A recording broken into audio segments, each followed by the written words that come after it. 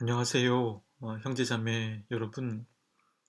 오늘은 창세기 15장을 생각해 보고자 합니다. 창세기 15장은 다루어야 할 내용이 제법 되어서 제가 여러분들에게 목회 서신 형식으로 또 들려드리는 내용은 다음으로 미루고 오늘은 본문에 집중해 보고자 합니다.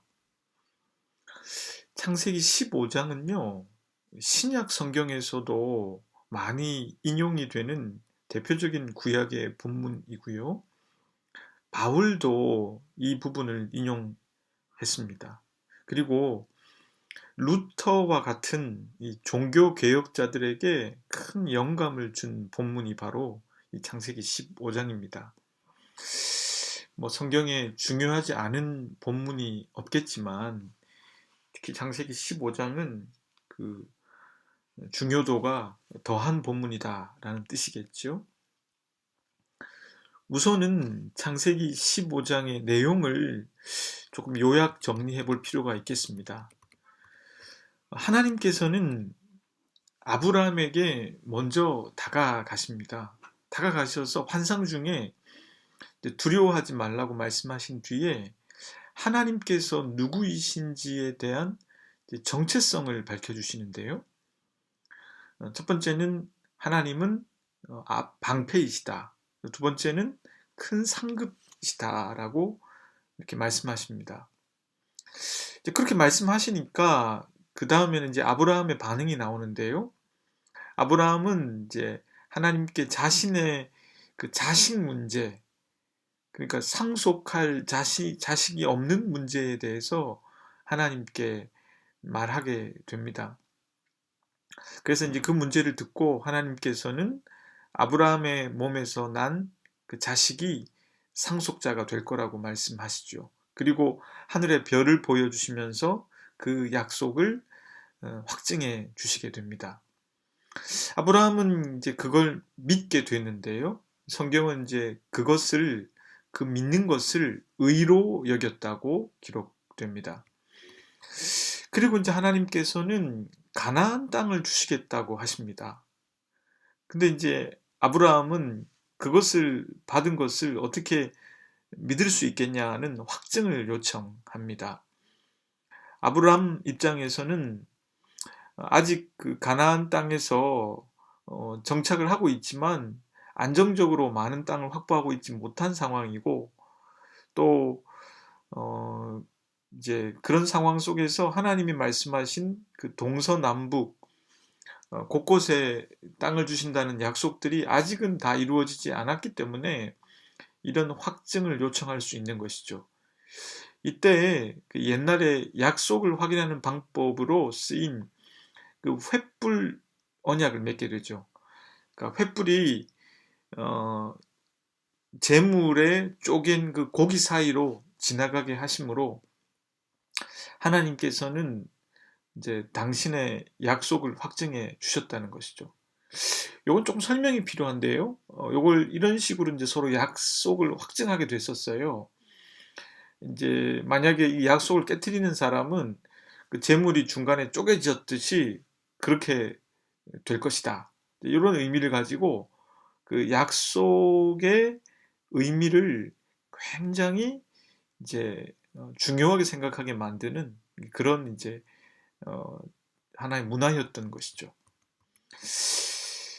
저는 오늘 이 창세기 15장을 생각해 보면서 이 뒷부분에 등장하는 횃불 언약에 대해서는 다음 기회에 좀 다루면 좋겠다 이런 생각이 듭니다. 왜냐하면 1절부터 이 6절 말씀이 굉장히 중요한 의미를 두고 있기 때문에 1절부터 6절까지의 본문에 집중해 보려고 합니다. 이 1절부터 6절까지의 이제 본문은요, 이제 다음 세 가지의 문제를 다루고 있다고 생각이 됩니다. 이런 질문들인데요. 첫째, 아브라함은 정말 하나님을 신뢰하고 있는가? 둘째, 하나님은 신뢰할 만한 분인가? 셋째, 하나님을 향한 믿음은 무엇인가? 여러분, 굉장히 중요한 질문들이죠. 아브라함이 이제 가나안 땅으로 들어와서 어느 정도 이제 정착을 해 나가고 하나님을 경험하기 시작했는데, 과연 하나님을 정말 믿고 신뢰하고 있는가? 그리고 하나님은 우리 삶에서 정말 신뢰할 만한 분인가? 그리고 하나님을 믿는다는 믿음은 무엇인가? 이 질문은 믿음 생활을 해 나가는 우리들에게 있어서 매우 중요한 문제가 됩니다. 그래서 이 본문이 신약 성경에서도 이렇게 앞서 말씀드린 대로 사용이 되었던 것은 이러한 믿음의 문제, 신뢰의 문제에 대해서 대답을 해주고 있기 때문입니다. 저는 이 본문의 말씀 1절부터 6절까지를요, 4단계로 나누어서 생각해 보는 게 좋다고 판단했습니다. 사실은 크게 보면 2단계로 또 볼 수 있는데요. 왜 그러냐 하면 이제 하나님이 아브라함에게 무언가를 말씀하시고 아브라함이 그것에 대해서 믿고 있냐 아니냐라는 어떤 아브라함의 대답이 나오는, 그게 반복되고 있습니다. 크게 보면 이제 4단계인 것이죠. 하나님의 말씀, 아브라함의 반응, 하나님의 말씀, 아브라함의 반응. 하지만 또 크게 보면 이건 또 2단계로 볼 수 있는 것이죠. 자, 저는 일단은 이렇게 이해하고 4단계로 볼 텐데, 첫째 단계는요, 본문 1절의 말씀입니다. 이후에 여호와의 말씀이 환상 중에 아브라함에게 임하여 이르시되 아브라함아 두려워하지 말라, 나는 내 방패요 너의 지극히 큰 상급이니라. 본문 1절은 아브라함이 하나님이 큰 상급이 되시고 하나님이 방패가 되신다는 것을 알아야 하는 그런 상황에 놓여 있다는 게 전제되어 있다는 뜻이겠죠. 그러니까 아브라함이 하나님을 큰 상급이라고 생각해야만 하는 그러한 뭔가가 결핍되어 있는 상황에 놓여 있다는 것을 전제하고 있는 본문입니다. 그렇다면 과연 아브라함에게 무엇이 결핍되어져 있는 것일까요? 그것은 지금까지 아브라함을 인도해 오신 하나님과 그분의 약속을 믿고 따라가고 있지만 여전히 채워지지 않는 부분에 대한 것일 것입니다. 생각해보면 하나님께서 아브라함을 부르실 때 너로 큰 민족을 이루게 하겠다고 약속하셨습니다. 창세기 12장 1절에서 3절까지는 하나님께서 분명 큰 민족을 이루게 해 주시겠다고 약속해 주셨죠. 그것도 자손의 번성을 약속해 주신 것입니다. 그런데 창세기 13장에서는요, 그 롯과 땅을 배분한 다음에 아브라함도 일정한 지역에 가게 되잖아요. 그때 하나님께서 아브라함에게 땅을 주시겠다고 약속하셨습니다. 동서남북 보이는 땅을 너와 네 자손에게 주시겠다고 약속하셨습니다. 그러니까 12장에서는 자손에 대한 어떤 약속, 13장에서는 땅에 대한 약속을 하셨다고 볼 수 있죠. 근데 이제 이거는 굉장히 자연스러운 것입니다. 왜냐하면은 당시 사회에서는 땅과 자손이 함께 가야만 하는 것이었거든요. 땅은 곧 번영을 뜻합니다. 그런데 그걸 상속할 상속자가 없다는 것은 그 번영이 연속될 수 없다는 것을 뜻하기 때문입니다. 또한 그 당시 사회에서는요, 여러분, 자손이 없다는 건 지금 우리 시대에 자식이 없다는 것과는 전혀 다른 의미로 다가왔습니다. 그때의 자식은 곧 노동력을 뜻합니다. 주로 근력을 사용하는 사회였기 때문에 결국에는 굉장히 자식의 복이 중요한 것이죠. 이런 맥락 속에서 아브라함은 지금까지 하나님과 하나님의 약속이 자신을 어떻게 인도해 오는지를 잘 알고 있었습니다. 그러니까 이집트에서 사레와 자신을 지켜주시는 하나님, 그리고 롯이 좋은 땅을 먼저 차지했지만 가나안 땅에 살게 하시고 살아갈 땅을 주시는 하나님, 그리고 역사의 소용돌이 안에서 자신을 지켜주시는 하나님을 신실하게 경험을 했습니다. 그런 아브라함이었지만 한 가지 결핍된 부분이 있었는데, 그것은 아직까지 하나님께서 약속하신 부분 중에서 현실이 되지 않은 자손에 관한 문제였습니다. 그는 75세에 하란을 떠났습니다. 그러니까 지금 이 창세기 15장에서 아브라함이 몇 살인지는 정확하지는 않습니다. 16장에 가면 이제 85세에 아브라함 이야기가 나오니까 아브라함이 계속 나이가 들어가고 있었던 것만은 사실일 것입니다. 그리고 사례도 점점 늙어가고 있고, 이제는 그 불임의 문제는 해결할 수 없는 것이 아닌가 생각하게 되던 즈음이었을 것입니다. 그런 상황 속에서 하나님께서는 아브라함의 마음을 아시고 1절과 같이 말씀을 하신 것이죠. 제가 다시 한번 읽어보겠습니다. 이후에 여호와의 말씀이 환상 중에 아브라함에게 임하여 이르시되, 아브라함아 두려워하지 말라. 나는 내 방패요 너의 지극히 큰 상급이니라. 여기서 하나님께서 두려워하지 말라고 하신 다음에 하나님 당신 자신이 아브라함에게 누구이신지를 두 단어로 밝히셨습니다. 첫째는 방패이십니다. 방패라는 말은 하나님께서 아브라함을 보호하는 분이심을 뜻합니다. 이것은 전 문맥에서 경험한 하나님에 관한 것이죠. 이집트에서, 그리고 큰 내 나라와의 전투에서 말입니다.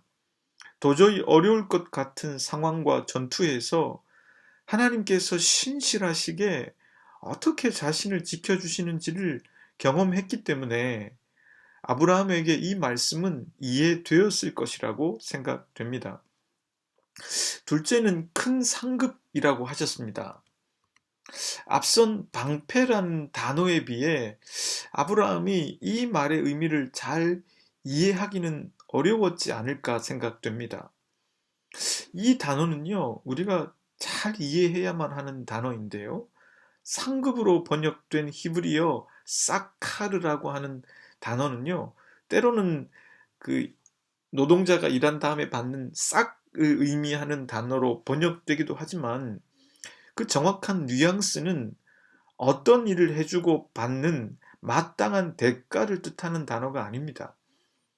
그보다는 왕이 신하에게 내리는 상이긴 상인데, 그것은 마땅히 대가로서 주는 상이 아니라 아주 신실한 종에게, 아주 어떤 공을 세운 종에게 특별히 내리는 표창을 의미합니다. 그러니까 선물에 가깝겠죠? 그러니까 그 상급은요, 왕이 주면 받는 것이고 주지 않으면 받을 수가 없는 것입니다. 그걸 주고 안 주고는 왕의 마음에 달린 거지 다른 것이 아니라는 것이죠. 그것은 고정적으로 받는 녹이 아니기 때문입니다. 그러니 이것의 의미는 하나님께서 바로 우리의 큰 상급이라는 뜻입니다. 다시 말하면 하나님께서는 우리가 믿었기에 보상과 대가로서 우리들에게 상급을 주시는 분이 아니라는 뜻입니다. 우리들은 우리의 믿음에 대한 보상으로서 나의 결핍이 채워지기를 바라지만 하나님께서는 그런 주고받는 기브 앤 테이크의 관계가 아니라 그것에 대해서도 하나님에 대한 신뢰를 바라시는 것입니다. 하나님께서는 주도권을 쥐고 계시고 당신의 자유로운 선택으로 우리에게 필요한 선물을 주시는 분이라는 것입니다. 여러분, 예수님이 말씀하신 비유들이 있잖아요. 저는 이제 개인적으로 예수님의 이 비유들을 묵상하는 게 참 좋다고 생각합니다. 예수님의 비유들을 마음에 새긴 다음에 묵상해 보는 거, 또 걷거나 또 기도해 보는 거 상당히 좋은 영성 훈련의 방법이라고 생각하는데요. 예수님의 비유 중에 이 포도원 품꾼의 비유가 있지 않습니까? 아침에 온 사람도 오후에 온 사람도 그리고 일이 끝나기 직전에 온 사람도 똑같이 하루 일당을 받습니다. 뭐 우리로 치면은 한 10만 원쯤 되겠죠. 당연히 아침 일찍 와서 일한 사람은요, 1시간밖에 일하지 않은 사람에게 대해서 문제를 제기할 수 있습니다. 그때 주인이 이렇게 말하지 않습니까? 나는 맨 나중에 온 사람에게도 당신들과 똑같이 주기로 정했소. 내 돈으로 내 마음대로 할 수 없단 말이요. 그러니까 이런 마음으로 주인은 말하는 거죠. 그러니까 이 말씀의 의미는 하나님께서는 인간이 계산하는 어떤 주고받는 어떤 대가에 대한 싹세 개념으로 계산하는 분이 아니라는 걸 뜻해요. 하나님의 나라는 그런 방식으로 운영되고 계산되지 않는다는 것을 뜻합니다. 일한 만큼의 대가로서의 싹시 아니라 하나님께서 자유롭게 자신의 것을 주시는 걸 뜻해요. 그래서 그게 바로 여러분 큰 상급으로 번역할 수 있고 우리가 잘 아는 말로 번역하면 은혜가 되는 것이죠. 선물이라고 할 수 있죠. 그래서 그건 임금을 뜻하는 단어가 아니라 은혜인 것입니다. 그러니 지금 하나님께서 아브라함에게 불임의 문제에 대해서도 믿음에 대한 보상으로서 그것의 결핍을 생각하기보다는 하나님께서 요즘 유행하는 말로 더 큰 그림을 계획이 다 있다는 것이죠. 그걸 갖고 계심을 믿으라는 것을 말씀하고 계십니다. 하나님께서는 언제고 선물을 주실 텐데 그것이 가장 필요한 시기와 적절한 상황 속에서 주실 것임을 뜻합니다. 그리고 혹시 하나님께서 자유로운 선택 가운데 그 불임의 문제를 해결해 주지 않는다고 해도 하나님께서 그것보다 더 나은 선물을 주실 거라는 걸 믿으라는 것이죠. 그게 바로 하나님이 큰 상급이라는 뜻입니다. 여러분, 이 문제를 좀 더 생각해 보면 우리들이 하나님을 믿게 된 것도 사실은 언제 믿게 되었는지 알 수 없습니다. 요한복음에 따르면 바람이 어디서부터 불어와서 어디로 불어가는지 알 수 없듯이 성령으로 거듭난 사람도 어떻게 우리가 그렇게 됐는지 알 수 없다는 것입니다. 중요한 사실은 우리들이 하나님을 그 큰 상급 되신 하나님을 신뢰하고 있다는 것입니다. 그것이 바로 선물이며 은혜의 개념이 됩니다. 하나님께서는 바로 저와 여러분들의 큰 상급이십니다. 가장 좋은 것을 주시는 하나님이 되시는 것입니다. 이제 여기서 둘째 단계로 나아가 보겠습니다. 아브라함의 반응인데요. 본문 2절과 3절의 말씀입니다. 아브라함이 이르되 주 여호와여 무엇을 내게 주시리 하나이까? 나는 자식이 없사오니 나의 상속자는 이 다메섹 사람 엘리에섹이니이다. 아브라함이 또 이르되 주께서 내게 씨를 주지 아니하셨으니 내 집에서 길린 자가 내 상속자가 될 것이니이다. 안타깝게도 아브라함은 지금 우리가 이해한 큰 상급 되신 하나님의 실제를 우리처럼 이해하고 믿지 못했습니다.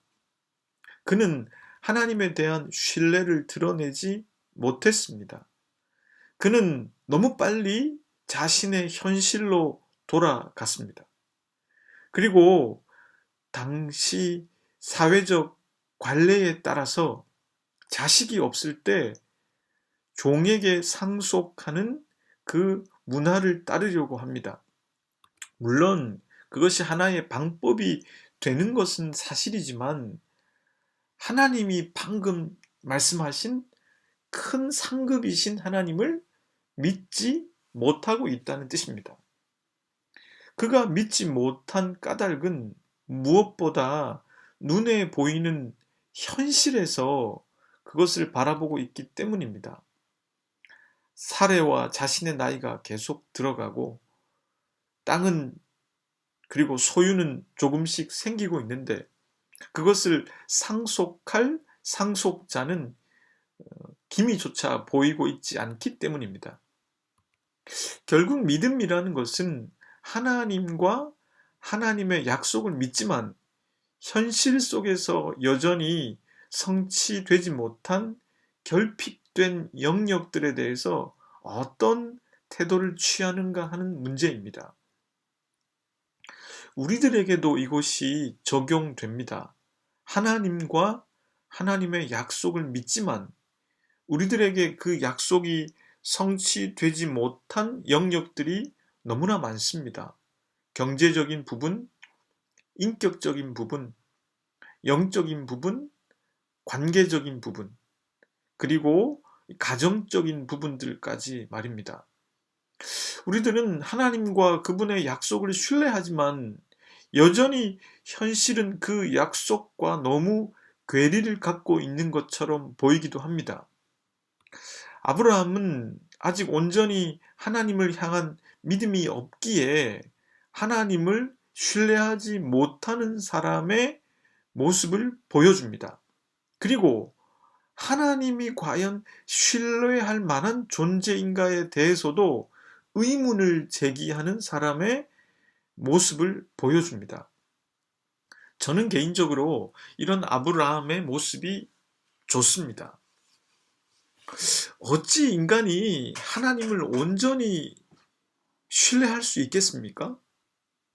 그리고 하나님이 신뢰할 만한 존재인가에 대해서 어찌 끊임없이 질문을 던지지 않을 수가 있을까요? 이제 셋째 단계로 가보겠습니다. 셋째 단계는 그런 아브라함에게 하나님이 다시 보이신 반응입니다. 본문 4절과 5절의 말씀입니다. 여호와의 말씀이 그에게 임하여 이르시되 그 사람이 내 상속자가 아니라 내 몸에서 날 자가 내 상속자가 되리라 하시고 그를 이끌고 밖으로 나가 이르시되 하늘을 우러러 뭇 별을 셀 수 있나 보라. 또 그에게 이르시되 내 자손이 이와 같으리라. 하나님께서는 현실에 집중하면서 현실로서 현실을 해결하려고 하는 아브라함에게 말씀하십니다. 창세기 12장에 약속하신 대로 아브라함의 몸에서 나온 후손을 통해서 상속자가 되게 하겠다고 하십니다. 그리고 그것을 더 신뢰하도록 확증하시기 위해서 실물 교육을 하셨습니다. 하늘의 별들을 보게 하셨습니다. 그리고 그 뭇 별들을 셀 수가 없듯이 너의 자손도 이와 같게 해주겠다고 하셨습니다. 이것은 별들의 수만큼이나 자손이 많아진다는 의미도 있겠지만 그것에 더하여 수많은 뭇 별들을 만드신 하나님을 강조한 것입니다. 천지의 창조주이시고 주제이신 하나님이라면 비록 나이가 들어가는 너희 부부를 통해서도 아들을 주시겠다는 의미입니다. 하나님의 초월성을 믿지 못한다면 우리들의 현실에서 가장 최선의 것을 주시는 그 하나님도 믿지 못하게 되는 것이 아니겠습니까? 하나님은 지금 현실이 아니라 믿음으로 일어날, 그래서 믿음으로 오고 있는 새로운 미래로 아브라함을 초대하고 계신 것입니다. 앞서서 첫째 단계에서 살펴본 대로 하나님께서는 아브라함에게 큰 상급이 되시는 분이십니다. 비록 현실에서는 약속이 성취되지 못한 영역들이 여전히 존재하고 있으나 하나님께서는 당신께서 가장 적절한 타이밍이라고 생각하실 그때에 가장 좋은 것을 주시는 분이심을 밝히십니다. 결국 아브라함이 하나님을 큰 상급으로 신뢰하게 될 때에 현실에 대한 염려와 두려움이 아니라 하나님 안에서 오고 있는 새로운 미래를 현실로 받아들이고 살아갈 수 있다는 뜻이 됩니다. 이제 넷째 단계로 가 보겠습니다. 본문 6절의 말씀입니다. 아브라함이 여호와를 믿으니 여호와께서 이를 그의 의로 여기시고, 아브라함은 이제 하나님을 믿게 되었습니다. 본문 2절부터 3절까지의 대답에서 믿지 못하는 아브라함의 대답을 보았다면 본문 6절의 아브라함의 대답은 믿음에서 나온 반응입니다. 그는 보고 만질 수 있는 것들로 현실을 해결하려고 하는 시도를 멈추고 뉘우치게 됩니다. 지금까지도 그래 왔지만 앞으로도 그렇게 행하실 하나님께 자손 문제를 맡기게 된 것이죠. 그에게 지금 현실에서 결핍되어 있는 영역도 결국 하나님 안에서 오고 있는 새로운 미래에 맡기기로 결정한 것입니다. 바로 이 구절이 신약 성경과 바울, 루터에게 큰 영향력을 준 구절이 되었습니다. 믿음의 본질에 대해서 말해주고 있기 때문입니다. 믿음은 현실을 내 힘과 내가 가진 자원으로 통제하고 제어하려고 하는 시도를 그치는 것입니다. 그리고 하나님 안에서 나에게 오고 있는 새로운 미래를 받아들이는 것입니다. 믿음은 신뢰하는 자들에게 하나님의 선하심에 기초한 미래입니다. 믿음은 현실에 집착하지 않는 자들에게 하나님의 선하심에 기초한 미래입니다. 여러분, 인간이 어떻게 의롭게 될 수 있을까요? 그것은 하나님 안에서 새로운 미래를 신뢰할 때 가능합니다. 때론 결핍과 결여된 현실의 영역들과 함께 살면서도 오고 있는 새로운 미래를 확신하게 되는 것입니다. 그때 인간은 의로워질 수 있습니다. 인간이 여러 가지 한계를 갖고 살 수밖에 없는데요. 또 가장 약한 부분 중에 하나가 바로 의의 한계인 것 같습니다. 의를 선택하기보다는 불의를 선택할 가능성이 늘 있는 것이 인간입니다. 빌 하이벨스 목사님은 아무도 보는 이 없을 때 당신은 누구인가 라는 책을 썼습니다. 인간이 의의 한계를 느끼는 순간이 바로 아무도 보는 사람이 없을 때입니다. 그런데 그런 인간이 하나님을 인식할 때 의를 선택해 나갈 수 있습니다. 다른 이는 보는 사람이 아무도 없다고 해도 나를 큰 상급으로 인도해 오고 계신 하나님, 가장 필요한 것을 때에 따라 공급해 주시는 하나님, 그리고 나에게 오고 있는 하나님 안에서의 미래를 신뢰하는 그 사람은 그 은혜 앞에서 자신이 얼마나 부족한 사람인지를 알고 그 의의 한계를 인식하고 그 오고 있는 미래에 맞추어 살아가게 된다는 것이죠. 그 새로운 하나님의 요구와 오고 있는 하나님의 미래에 응답해 나가게 되는 것입니다. 이것이 바로 인간의 의라고 하는 것입니다.